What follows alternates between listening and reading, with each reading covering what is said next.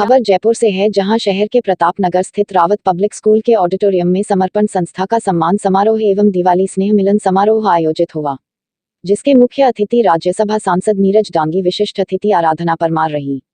कार्यक्रम में संस्था के संस्थापक दौलतराम जी माल्या ने बताया कि समर्पण संस्था का कार्य है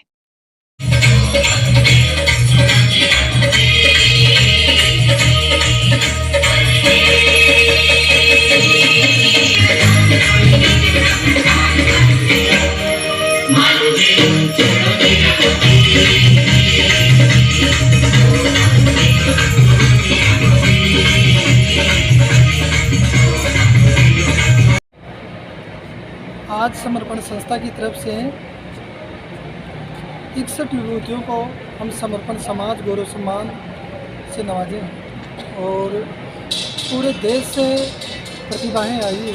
समाज में जो उत्कृष्ट काम कर रहे हैं, बेहतरीन काम कर रहे हैं, गाजियाबाद से, वर्धा महाराष्ट्र से, गुजरात से, वडोदरा से, चारों तरफ से पूरे स्टेट से लोग आए हैं और काफ़ी सिलेक्शन के बाद चयन किया हमने। वो चयन के बाद आज 61 लोगों का जो बहुत बेहतरीन काम कर रहे हैं समाज में, उनको सम्मानित कर रहे हैं समर्पण संस्था। जिस समर्पण संस्था जहां उत्कृष्ट प्रतिभाओं का सम्मान कर रही है, उसके साथ शिक्षा के क्षेत्र में महत्वपूर्ण काम कर रही है। और शिक्षा में अभी जुलाई में शिक्षा सहायता पखवाड़ा के अब तक 444 बच्चों को किताबें, फीस, यूनिफॉर्म ये सब संस्था द्वारा उपलब्ध करवा दिए गए हैं। एक वस्त्र बैंक हमारा संस्था के द्वारा चल रहा है, उस वस्त्र बैंक से भी हम ज़रूरतमंदों को कपड़े पूरे राजस्थान में उपलब्ध करवाते हैं। जी हाँ, कोरोना जो पेस्ट लहर और दूसरी लहर थी, उस लहर के अंदर करीब हमने 950 फैमिलियों को राशन किट उपलब्ध करवाए हैं। उस समय हम रेगुलर बांट रहे थे, अभी फ़िलहाल तो राशन किट अभी नहीं दे रहे हैं। फिर कोई आप संस्था के समर्पण संस्था के संस्थापक हैं डॉक्टर दौलतराम माल्या जी, और इसके जो संरक्षक हैं, सलाहकार हैं, वो हैं उदयचंद बारूपाल जी। इस संस्था का एक काम है मानव सेवा। वो मानवता को सर्वोपरि मानते हैं और ये संस्था 2009 से सभी व्यक्तियों की सेवाओं का काम कर रही है। वो अपाहिज वर्ग हो या गरीब वर्ग हो, किसी भी तरीके का कोई बच्चा जो शिक्षा से वंचित है, उनको वो शिक्षा के लिए सारे सामान मुहैया करा रही है, उनकी फ़ीस का भार उठा रही है। और ये संस्था जो है नीचे स्तर पर जाकर, कोरोना काल में अगर आप देखेंगे, आपने डॉक्यूमेंट्री देखी होगी प्रोग्राम के दौरान, कि उन्होंने घर घर जाकर जो खाद्य सामग्री है उसका वितरण किया और इस बात का विशेष तौर पर अपने सभी वॉलंटियर के साथ ध्यान रखा कि कोई भी यहाँ पर भूखा ना सोए।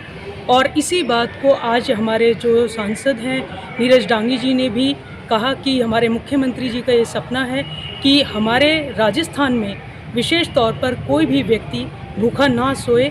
इसी उसको उद्देश्य को आगे बढ़ा रहे हैं और डॉक्टर दौलतराम माल्या जी सभी को इस प्रोग्राम के माध्यम से एकजुट कर रहे हैं, प्रोत्साहित कर रहे हैं। और जो अवॉर्डी हैं वो अलग अलग स्थान से आए हुए हैं यहाँ पर, और उनका अपने अपने स्थान पर वो अपना एक उत्कृष्ट कार्य कर रहे हैं। वो चाहे शिक्षा के क्षेत्र में हो, पर्यावरण के लिए हो या और कोई सेवा से संबंधित हो, वो सारे इस तरीके के विशेष कार्य कर रहे हैं। उसमें सांस्कृतिक हेल्थ और फिटनेस से रिलेटेड उनको बताती हूँ कि क्या खाना चाहिए, क्या एक्सरसाइज करना चाहिए।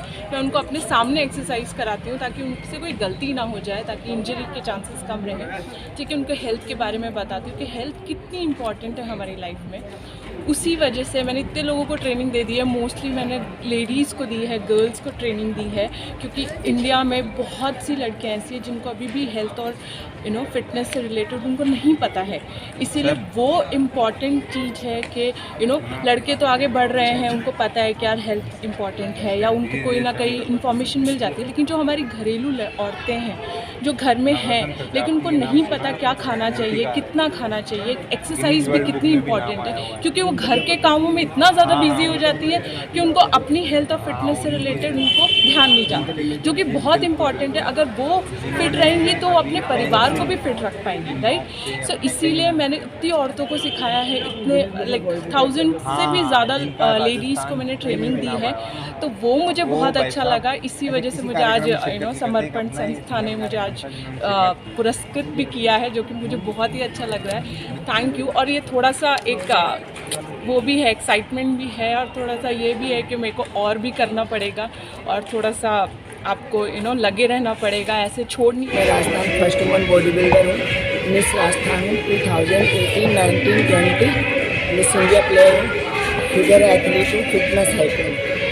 आज जो ये समर्पण संस्था की तरफ से जो अवार्ड मिला, इसके बारे में आप क्या कहना चाहेंगे? मैं बहुत खुश हूँ कि मुझे मेजर ध्यानचंद अवार्ड मिला है और आने वाली जनरेशन मुझसे इंस्पायर होगी कि बॉडी बिल्डिंग करनी चाहिए। ये एक बहुत अच्छा गेम है और ये फील्ड मैंने इसीलिए चुना है कि मैं समाज और सोसाइटी की सोच को बदल सकूं, बेटे बेटियों में फ़र्क बदल सकूं और समाज के लिए ये संदेश देना चाहूँगी कि कोई भी गेम छोटा बड़ा नहीं होता।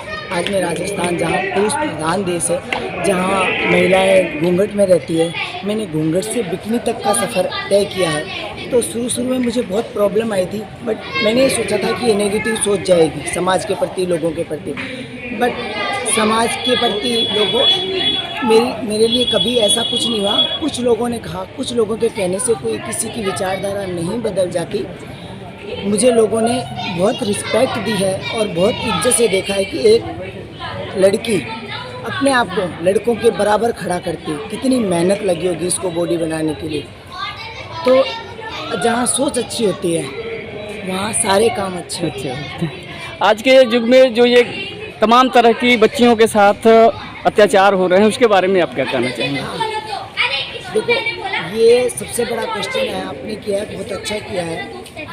जो क्राइम हो रहा है फीमेल के लिए, इसके लिए सरकार और प्रशासन दोनों जिम्मेदार है। दोनों, सरकार को वोट चाहिए, प्रशासन अपनी जिम्मेदारी से भाग रहा है और एक दिन ऐसा आएगा जो महिलाएं खुद अपना कानून अपने हाथ में लेगी।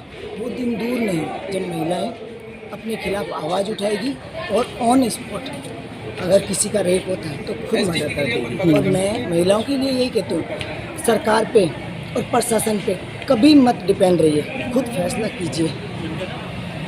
आज जब रेप हो जाता है तो उसका फैसला कितने दिनों बाद आता है? सालों बाद आता है।